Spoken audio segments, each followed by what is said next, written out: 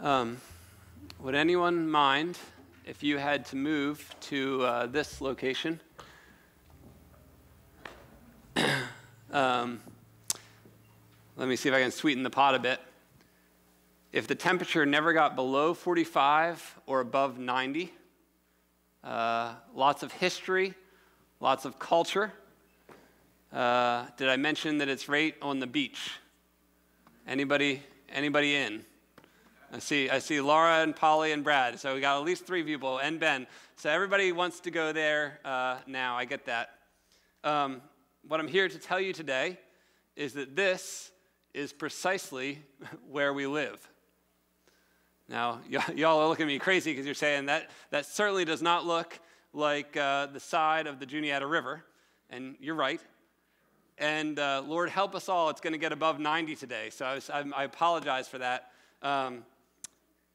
That's not what I mean. Here's what I mean. We've been working through the book of Acts, and today is actually going to be our last in this series in the book of Acts. We got some other exciting stuff coming up the rest of the summer, and you're kind of thinking maybe like last week we were on Acts 10, and now is the end. Like, how is this even possible? Like, what happened to the other 18 chapters? Let me try to explain. So basically that Acts 12 to Acts 28 is Paul's 3 missionary journeys. He's going to go on 3 missionary journeys, and he's going to visit, as he goes on those journeys, a whole bunch of different cities and locations. And what I did is I picked the one of those places that he visits that I think is the most like if he were to visit Mifflin County, and that's the one that I'm going to share out of all of those possibilities. So today, what we're going to do is we're going to kind of act as if in the passage we're going to see Paul goes to a certain specific city, the one in the picture, and we're going to act like that's the same thing as if Paul were to show up, let's say, at Reedsville Playground this afternoon, if anyone's going to be there for the time at the playground, or if Paul shows up at Honey Creek Inn to eat with you, and I'm not sure whether or not he knows how good the French toast is, so you might have to tell him, but the point is, what happens if Paul shows up in Mifflin County? And I think it's this passage we're going to get to today. So where is it? It's Athens. So Paul is going to be visiting Athens in Acts chapter 17. So I'm going to start reading at verse 16. Here's what it says. Now while Paul was waiting for them at Athens, his spirit was provoked within him as he saw that the city was full of idols. City was full of idols. We just sang about casting down our idols. Paul saw that the city of Athens was full of idols. Here's what that means. Athens, Athena, would be the goddess of wisdom that they would worship at Athens, amongst kind of the other 12 main Greek gods, if you're familiar with Zeus and Hermes and all the rest, right? As well as a whole ton of other kind of minor idols and gods that they would worship around the city of Athens. Now, you could say something like, well, Pastor Luke, you just said that it's as if Paul is going to visit Mifflin County, and I look around Mifflin County, or Reedsville, or wherever it is you go, and besides seeing those painted geese, which maybe you do notice at certain places, right? Besides those, I don't really see any particular idols, that stand out, people are bowing down or worshiping or that kind of thing. I still am holding to this fact that I think we are Athens 2.0, and here's why. An idol is not simply a large or small statue made of stone or wood or whatever that these old-fashioned people from way, thousands of years ago used to go to pray for rain or for fertility or for their crops or things like that. That's a poor definition of an idol. Here's a better one. An idol is anything more important than God. Anything that absorbs your heart and imagination more than God. Anything you seek to give you what only God can give you. That's a better definition of an idol. And if that were the case, then as Paul would kind of saunter around Mifflin County, he might see these kinds of examples of idols around us. Paul might notice all the folks at Walmart or at Lowe's, or for many of us these days, not even at a store, just all the Amazon delivery trucks driving all over the place all the time, bringing all this stuff to our houses, and say, I think these folks have an idol to consumerism. They're expecting to find joy and satisfaction in life by getting stuff. Or maybe Paul would see our phones and TVs. And I tried to estimate what this would look like. I think there's about 40,000 people in Mifflin County. And I would say if there's something like, on average, 2 screens per person, that means within our county borders, there might be something like 80,000 or more, maybe 100,000 screens. And say, these are idols to entertainment. Maybe Paul would see our gyms or our exercise equipment, all the things we're trying to do to stay fit, and say, no, these people aren't exactly bowing down to Aphrodite, the goddess of beauty, but they're awfully concerned about outward appearance. They're a little more concerned about outward appearance than about what's happening in their hearts. Maybe Paul would see people addicted to jobs and say, these people there's an idol to wealth or to power here in this county. Paul might see all the things we do for our kids and say, these folks are worshiping the idol of youth. They're setting aside the old or the unable to do stuff for us, and they're worshiping at the idol of youth. Now, don't hear me saying that you can't ever go to Walmart and you can't have a screen or something like that. That's not what I'm saying. Here's what I'm saying. It's the same thing that John Calvin said about 500 years ago. He said this. He said, our hearts are idol factories. Our hearts are idol factories. What that means is this. Our hearts will always be trying to produce for us things that will kind of supersede or go above the level that God could be at in our lives. And when that happens, the thing goes from just a thing, like a phone or a trip to the store or whatever. It goes from that to all of a sudden becoming an idol.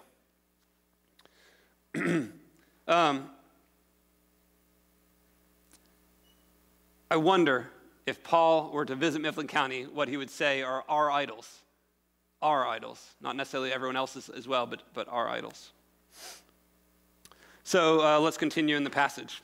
Paul sees a city full of idols. What does he do next? It says, verse 17, so he reasoned in the synagogue with the Jews and the devout persons, and in the marketplace every day with those who happened to be there. Now, I particularly love this, because what Paul doesn't say, what we don't find here is, they have a whole bunch of idols. I'm going to bail on them and go to some other place, right? Like, I'm out. Like, I see that they're worshiping idols. Let me get out of here. He doesn't say that. He both communicates in the synagogue with the religious people, right? So he shows up in church and he talks about God. He talks about Jesus there. But he also shows up in the marketplace and also talks about Jesus there. So he finds a way to communicate with people that are in the religious types and also the irreligious types. He's sharing about Jesus in church, and he's sharing about Jesus at Reedsville Playground, right? Some of the Epicurean and Stoic philosophers also conversed with him. Now, you're probably thinking, Pastor Luke, I got you on this one, because there's nobody that I know of all of my acquaintances in Mifflin County, that would label themselves as an Epicurean. Like, we don't even know what that means, right? Epicurean or Stoic philosopher. There's probably like 5 people in here that are like, yeah, I'm familiar with that. So first thought is this. I actually had 2 high school students in the past 3 years who have approached me about their curiosity in Stoicism and Stoic philosophy. So before you write this whole thing off and say, these are not things that are happening, like high school, 18-year-old guys are talking to me about Stoicism, so it's a real deal. Second, if we understand the definitions of Epicureanism and Stoicism, what we might find is that, wow, there's a lot of people around here that have exactly these beliefs. Let me try to explain. Here's a definition of Epicurean philosophy. These are people who do not believe in God, and they think that things just happen haphazardly, right, randomly. And their goal is, the goal of life is to seek out pleasure and enjoy friends and learning. Now just think about this. Do you know anybody who doesn't believe God exists and their goal is to kind of get the most out of life that they can? Right? Are we familiar with people? They might have no idea that that's called Epicureanism, but they might be living in such a way that that's exactly what they believe. You might have heard a few years back, I don't know if this is still a thing or not, but they would sell these sweatshirts. I remember kids when I was in Philly wearing these. They'd say YOLO. YOLO, you only live once, right? You only live once. And if you've heard that phrase before, you only live once. What that's basically saying is, we got one shot at this. We need to get as much pleasure and fun in our lives as we possibly can. That's exactly an Epicurean view. Okay. What about Stoicism? Stoics, who are they? Well, they believe that a soul would live on for eternity. And so the best thing you can do is kind of use your self-discipline to gain as much virtue of your own in your own life as you possibly can. So these folks are going to focus on wisdom and justice and temperance and courage. They're going to kind of see God in everything, but mainly what they're going to try to do is kind of use their own self-will, their own power to respond. They're going to minimize their emotions and respond as best they can to the circumstances of their life. You might think of this as somebody who says, I'm going to pull myself up by my bootstraps. Or, oh, when life gives me lemons, I'm going to make lemonade. They're going to say, regardless of how crazy things are around me, I'm just going to go forward and I'm going to do the next best right thing. Do you know anybody like that? Okay, so these folks who love to debate, this is Athens, the goddess of wisdom. This is Athens. And so what happens is they love to discuss these kinds of things. So they bring Paul in here, and he's talking about this Jesus guy, and they say, well, what do you have to say to us, the Epicureans and the Stoics? What do you have to say to help us? Here's what Paul says. He says, men of Athens, I perceive that in every way you are very religious. Now let me stop there for a second. What he doesn't say is y'all are going to hell. He says, men of Athens, I perceive that in every way you're very religious. Now I find that personally very fascinating. He says, for I passed along and observed the objects of your worship. I found also an altar with this inscription, to the unknown God. What therefore you worship as unknown, this I proclaim to you. So what Paul did is, and in fact what he did is he said, there's a way that you're worshiping God, and this is the true God, and I'd like to tell you about him. I'd like to share more about this God that you're already worshiping. It's a fascinating thing that he's doing. He's connecting to their culture, and he's finding a way to use what they believe to bring God into the picture. It's beautiful. He goes on. So this is Paul. He says, the God who made the world and everything in it, being Lord of heaven and earth, does not live in temples made by man. Nor is he served by human hands as though he needed anything, since he himself gives to all mankind life and breath and everything. Now, Paul is a genius. He's an absolute genius. And why he's one of the reasons he's a genius here is because he's going to give this precise message to the Epicureans. And I think the same message could be very, very helpful in Mifflin County to the people who believe and kind of have this Epicurean view of life right now. Here's his message. You are looking for as much pleasure as you can get in your life. You think God doesn't exist, and you're just going to reach for fulfillment. And the way you're going to go about doing that is you're going to go to this kind of quasi-god, Athena, and you're going to ask for wisdom.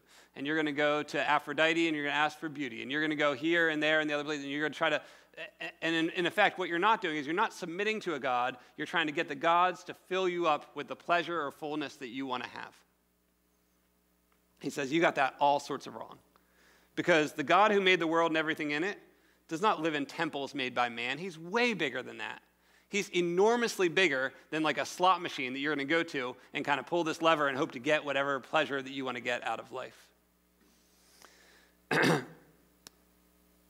I think we need to offer to our friends and neighbors, and especially young people, I think we need to offer them a God who is way bigger than they imagine. Our problem in Christian churches is generally not that we have too small of a God, too big of a God. Our problem is that we always have too small of a God. We're not presenting them a God who's this big. Let me say this another way. I don't think y'all would be shocked if I say that a lot of young people seem hopeless. Or another way to say it is this. They have kind of the easiest, richest, kind of wealthiest lifestyle here in America, and yet a lot of them are finding that to be not ultimately fulfilling. That's a reality that our young folks are facing. And the reason why I think they're facing that is because everybody knows that no matter how good your life is, you still wish it was better. No matter how good your pleasure is, no matter how much pleasure you get, you still want there to be more pleasure. And the only solution to that problem is to say that there's an infinite God, there's a transcendent God who made everything, who has infinite resources of pleasure, joy, love, and peace to give you starting now and into eternity. That's the only solution to that problem. You're never going to say, just give me more of this pleasure, give me more of that pleasure, give me more of this gratification. That's never going to be ultimately satisfying other than a very, very big, infinite God. Here in Mifflin County, I think we might have more of these, but we also have Stoics. I think, and you could maybe place in your brain the kinds of folks who are going to say, I'm just going to get through it. You know, my life is tough, but I'll just do whatever I'm supposed to do. I'll just go forward. I'll go forward the best way I can. Life gives me lemons. I'll make some lemonade, that kind of thing. And so what does Paul say to them? He goes on to say that God is actually not far from each one of us, for in him we live and move and have our being. He's actually quoting here. Paul is fascinating because he's quoting from poets that live in or have wrote poetry in Athens previously. It's fascinating.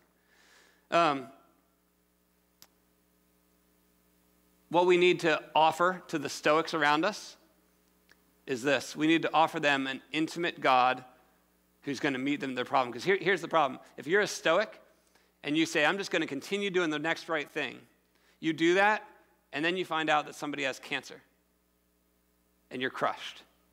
Or you do that, and then there's a death of somebody who's been your support in your life, and you're crushed.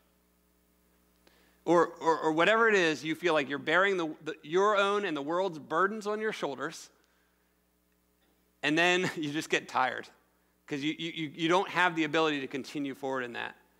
And those Stoics among us, if you're this, I see people nodding. If this is you, what you need to hear is that not only do we have a transcendent God who's infinite and awesome and above all and created all of this, that God is also beautifully intimate. That God is going to choose, in the person of Jesus, to come and walk this earth, to experience sadness, to experience the challenges of human life, and he's also going to come and be in deep, intimate relationship with you if you want that.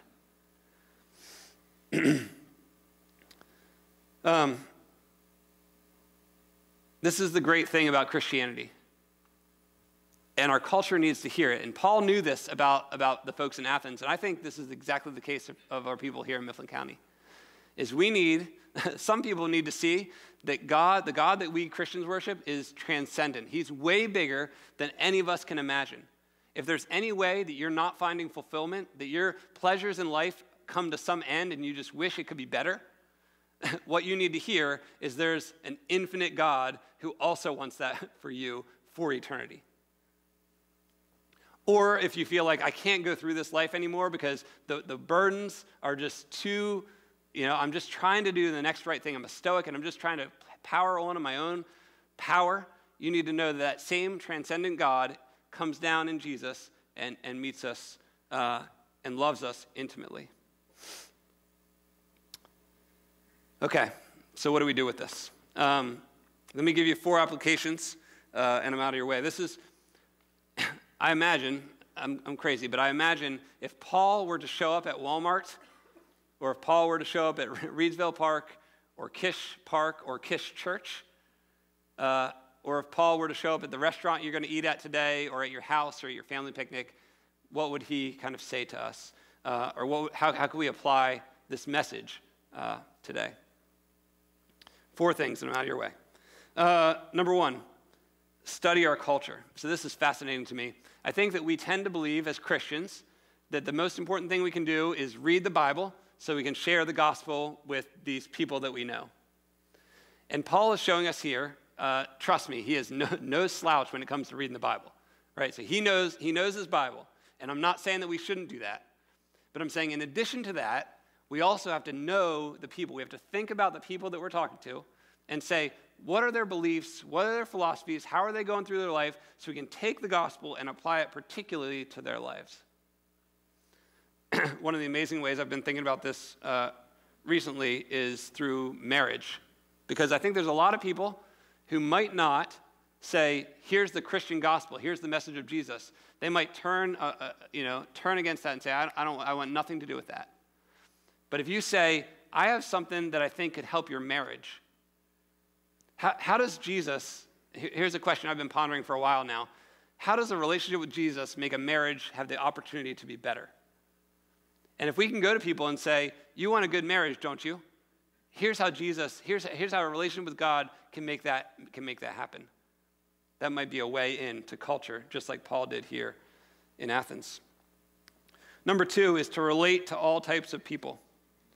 Relate to all types of people. What was awesome about Paul is that not only did he go in the synagogues and talk to the Jewish people, but he also showed up in the marketplaces and talked to those folks as well. And so I think for all of us, we need to be ready and excited about being wherever we're at and sharing the news about Jesus, having some way to bring Jesus up into conversations in church, yes, and out of church also, yes. Number 3, we need to show off God's size, his transcendence. We need to show off how big our God is. I think there are people who are desperately wanting, this is how I feel very strongly about this, and again, especially with young people. What they want to do is they want to be wrapped up in an adventure that's challenging and big and important, right? They might be tired they might do it, but they might be tired of just kind of staying home, playing video games, and not making any impact in the real world. And of all the people in Mifflin County, we in the church have a giant adventure called loving other people for the sake of Jesus to wrap them up into, right? And it's challenging, and it's difficult, and it's also wonderful, and it's going to have consequences that are going to last for eternity. And it seems like that's a big deal to get kids to wrap themselves up into something that immense and important. We need to show people God's size. But we also need to show off God's intimate love, because God in Jesus is beautiful because he's both enormously, infinitely unbounded, as well as personally, beautifully intimate. And what happened is Jesus came on this earth, and if you're reading through the New Testament with us, you're reading the stories of his interactions with all sorts of people in really intimate, beautiful, wonderful ways. And you might think, well, he's not here now, so how do we do that? Well, when you ask that question, the answer is literally us, right? Because we are left with the task of sharing the intimate love of Christ. And that means that we get involved in loving people when they stink. And I mean that both in the literal sense and in the figurative sense, right? When they stink, both literally and figuratively, we get involved in intimately loving people. And when we do that, what we do is we show people, those stoics around us, who are just tired and weary from the burdens they're carrying, that Christ and us as representatives of him want to be intimately involved in the good of their lives. All right, let me pray.